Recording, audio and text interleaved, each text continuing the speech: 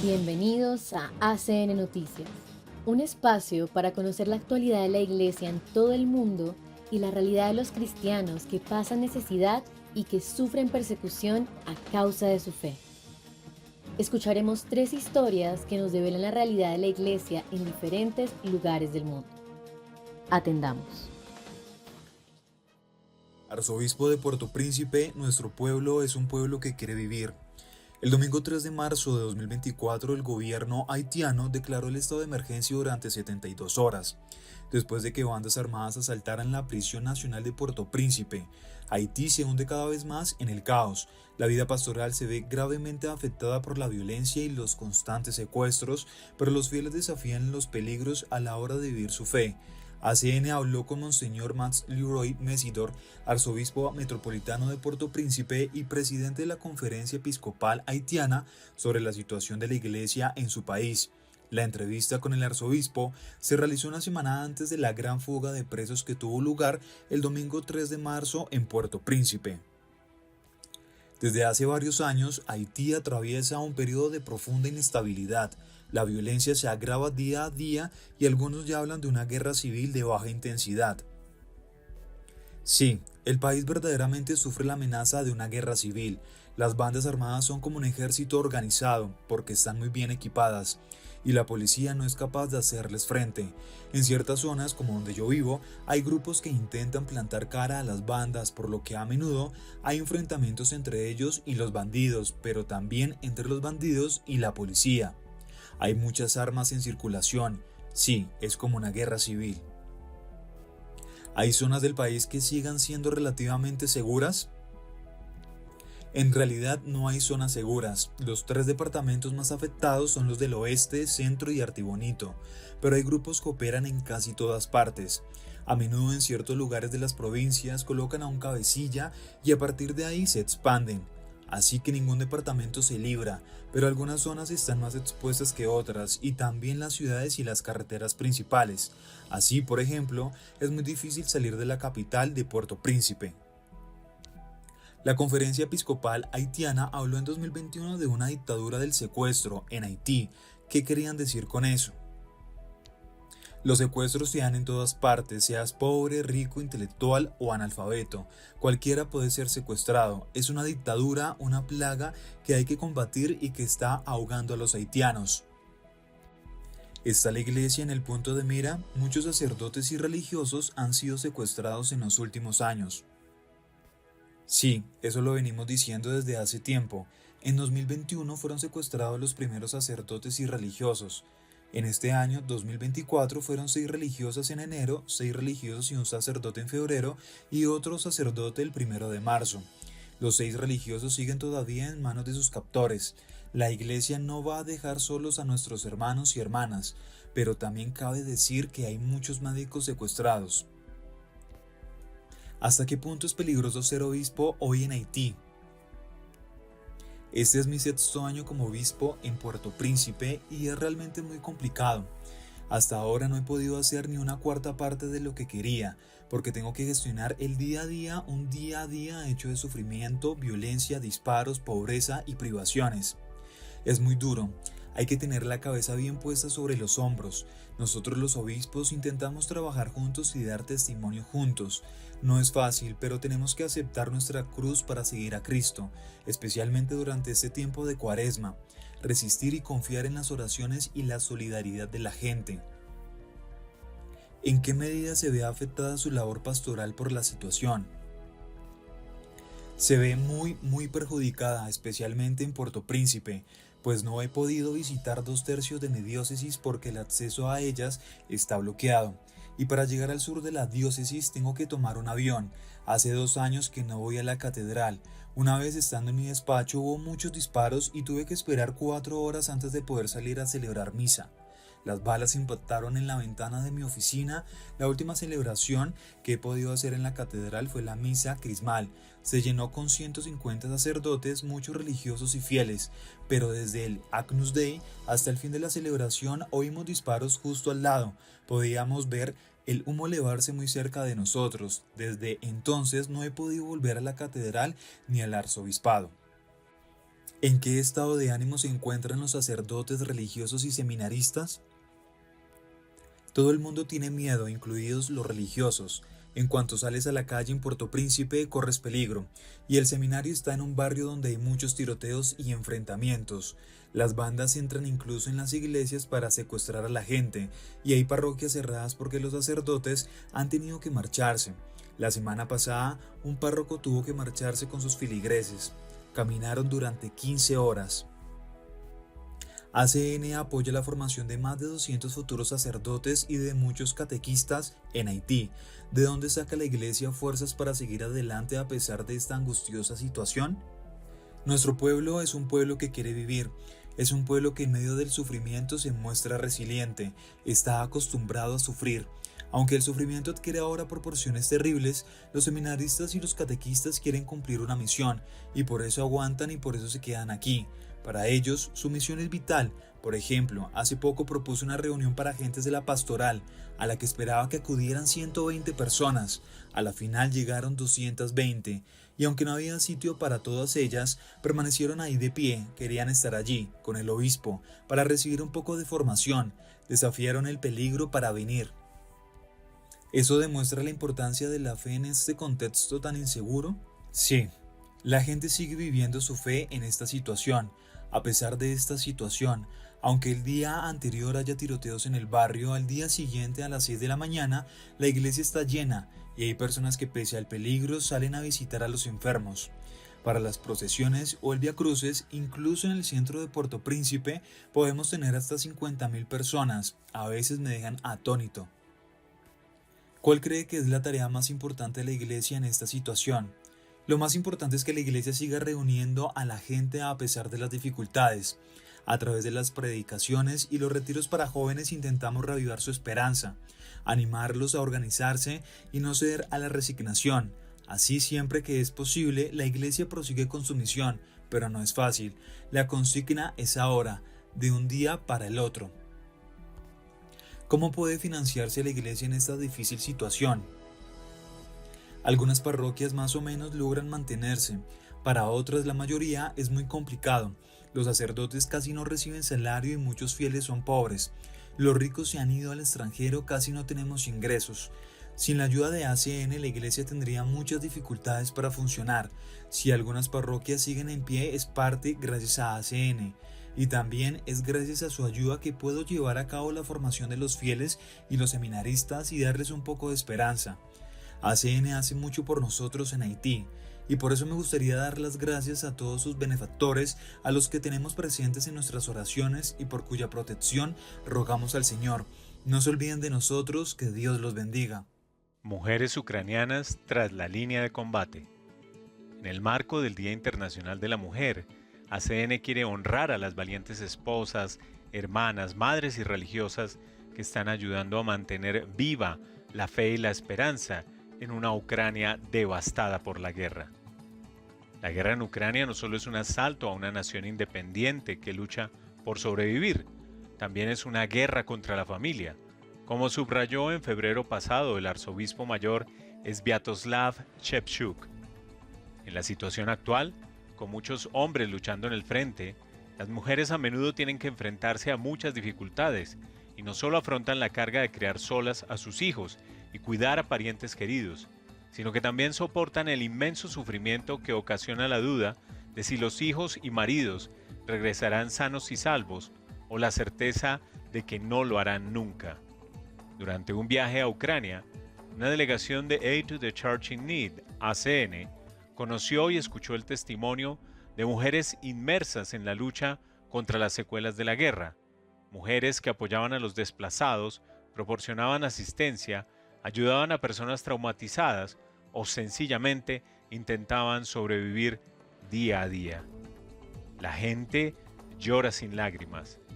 Trágicamente, no faltan historias de viudas en la Ucrania actual.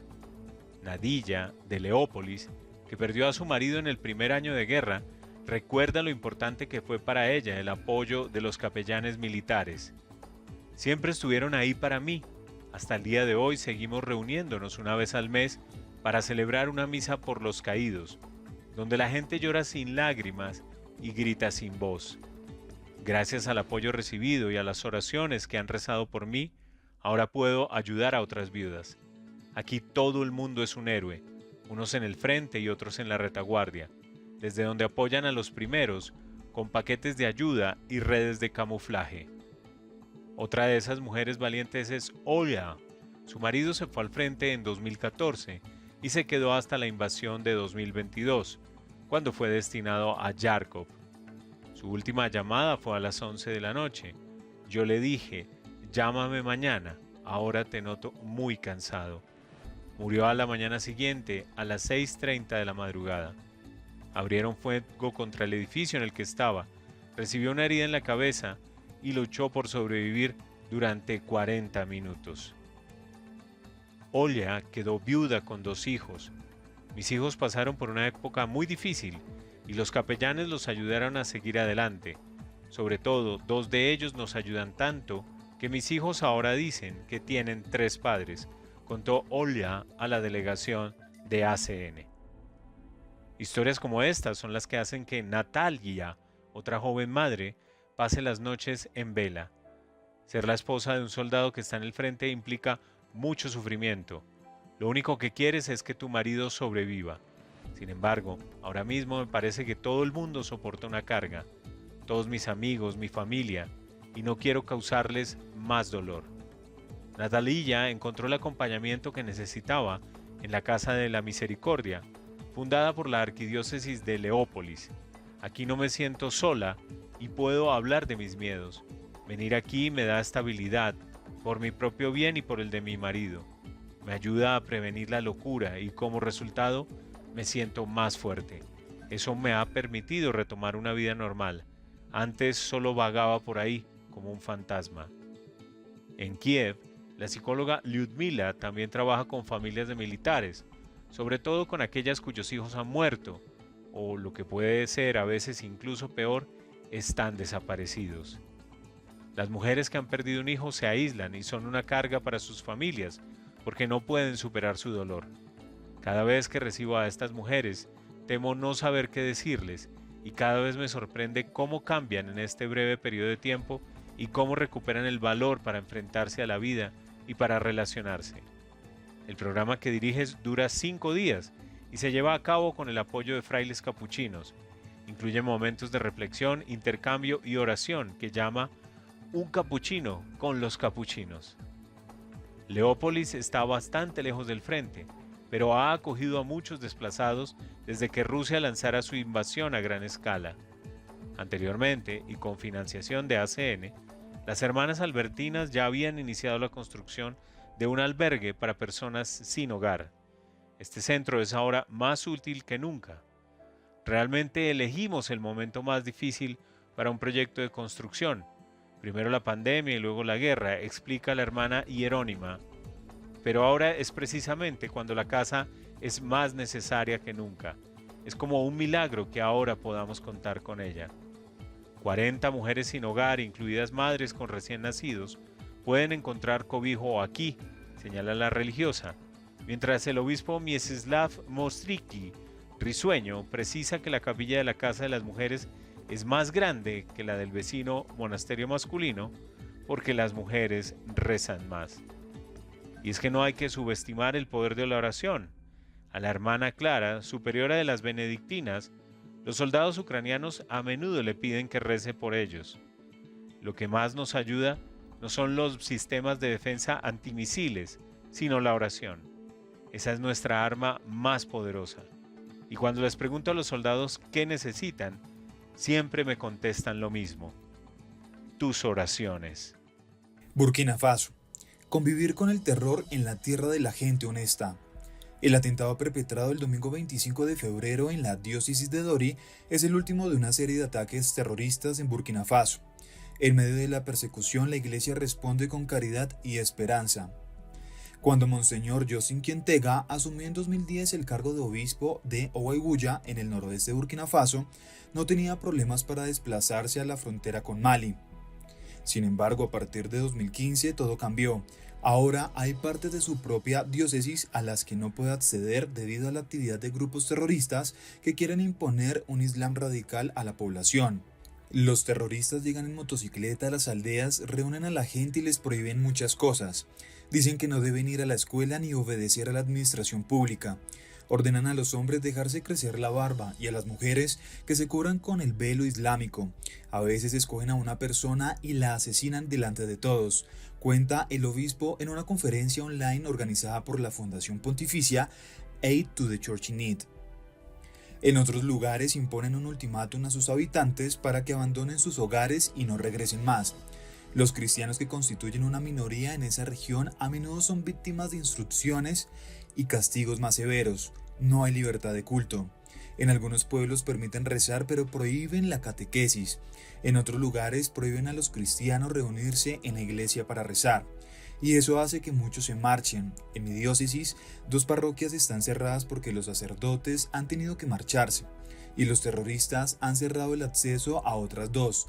Nadie puede entrar ni salir de ellas. El ataque del domingo pasado es solo el caso más reciente. Muy temprano por la mañana había 47 personas en la capilla reunidas para la celebración de la liturgia de la palabra dirigida por el catequista. Había 17 hombres y el resto eran mujeres y niños. Los terroristas llegaron y mataron a 12 personas. 9 murieron en la capilla y otras 3 fallecieron a causa de sus heridas. Todos varones, entre ellos también 2 niños, uno de 4 años y otro de 14, explica el obispo. Esta situación de persecución continua ha provocado una catástrofe humanitaria, pues miles de personas han huido de sus aldeas para trasladarse a ciudades o pueblos donde pueden contar con la protección de la policía y el ejército. En todas estas localidades, los cristianos están haciendo lo imposible para ayudar a los desplazados. Muchas parroquias los acogen e intentan reunir comida para ellos, indica el obispo.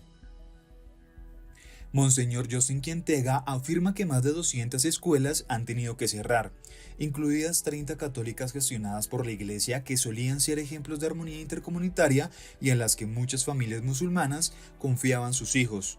Burkina Faso tenía tal reputación de respeto mutuo entre las diferentes comunidades que incluso el nombre del país significa literalmente tierra de la gente honesta.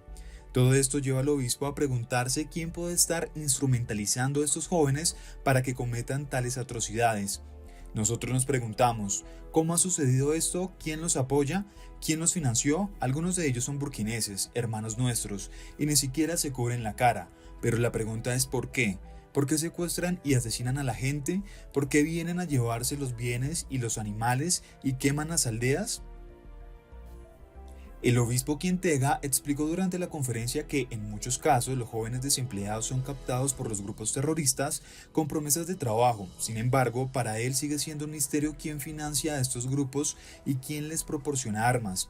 No obstante, está agradecido con las autoridades civiles y las Fuerzas Armadas por sus esfuerzos en apoyar a la población y por trabajar con la Iglesia a la hora de coordinar la ayuda. El gobierno civil realmente está haciendo todo lo que puede y organiza convoyes para llevar alimentos a los pueblos de los que nadie puede salir, y el ejército también está haciendo todo lo posible para ayudar a la población. El Estado es quien mejor conoce las necesidades de los desplazados y cuando recibimos ayudas nos dan pautas para que la gente obtenga lo que necesita, pero los retos son numerosos. Pese a las dificultades y a la persecución que sufre la minoría cristiana, Monseñor Justin Quientega afirma que ninguno de ellos ha cedido a la exigencia de los terroristas de abrazar el Islam. En esta situación, algunos de los cristianos aceptan morir. Muchos incluso se han negado a quitarse los crucifijos que llevan. En algunos lugares se ha obligado a las mujeres cristianas a cubrirse, pero éstas se niegan a convertirse al Islam. Intentan encontrar nuevas vidas para vivir su fe y rezar. El obispo incluso afirma que la fe ha crecido en esta situación que ha obligado a la Iglesia a adaptarse. Por otro lado, la amenaza terrorista ha tenido otro efecto que también preocupa a la Iglesia. Hay situaciones de miseria que están impulsando a la gente a volver a las prácticas de las religiones tradicionales, como por ejemplo, usar prendas o amuletos que supuestamente protegen del mal. No obstante, recuerda el testimonio de un sacerdote nativo que tuvo un efecto positivo en quienes se aferran a sus prácticas ancestrales. Cuando viajé a Bourzanga, el jefe de la aldea, seguidor de la religión tradicional, me dijo que estaban contentos de que el sacerdote se hubiera quedado por ser una fuente de fortaleza para ellos. Toda la ayuda que recibe este párroco la comparte con todos, cristianos, musulmanes, creyentes tradicionales. El jefe de la aldea me dijo que podían ver que este sacerdote valora la humanidad y que no discrimina a nadie. Ese mismo testimonio de fe y caridad frente a la persecución también se refleja de forma evidente cuando el obispo Quientega enumera las numerosas fuentes de ayuda con las que cuenta la iglesia local. Sabemos que el Papa está cerca de nosotros y sentimos la presencia de la Iglesia Universal. Estamos asociados con la diócesis francesa de Limoges, donde rezan por nosotros todos los días. Recibimos ayuda de ACN, que aporta lo que más necesitamos, pero lo principal es rezar para que el Señor toque los corazones de esos terroristas. Nosotros rezamos por su conversión todos los días. Impactante realidad que nos hace reflexionar sobre los privilegios que tenemos como cristianos de Occidente y nos interpela en nuestra manera de obrar. Gracias por escucharnos y por brindarnos su compañía. Los esperamos en nuestra siguiente emisión. Dios los bendiga.